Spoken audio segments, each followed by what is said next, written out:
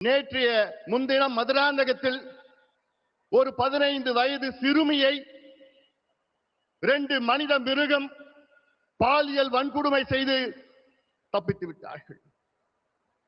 4 வாரத்திற்கு முன்பு கிருஷ்ணகிரி மாவட்டத்தில் 2.5 வயது 2.5 year old child 2.5 வயது குழந்தையை ஒரு மிருகம், அவன் திமுகவின் இளைஞர் சங்க பொறுப்பாளர் என்று சொல்கிறார்கள், பாலியல் வன்கொடுமை செய்து கொலை செய்திருக்கின்றார்.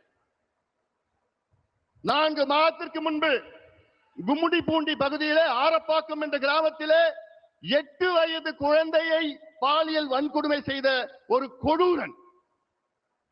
அண்ணா யூனிவர்சிட்டி பெண்ணை பற்றி நமக்கு தெரியும். யார் அந்த சார் இன்னும் கண்டுபிடிக்கல. கோவை விமான நிலையத்திலே ஒரு பெண்ணை 3 கொடூரன் பாலியல் வன்கொடுமை செய்கின்ற மாநிலம் தமிழ்நாடு. வெட்கக்கேடு. அதெல்லாம் தமிழ்நாடு வெட்கக்கேடு.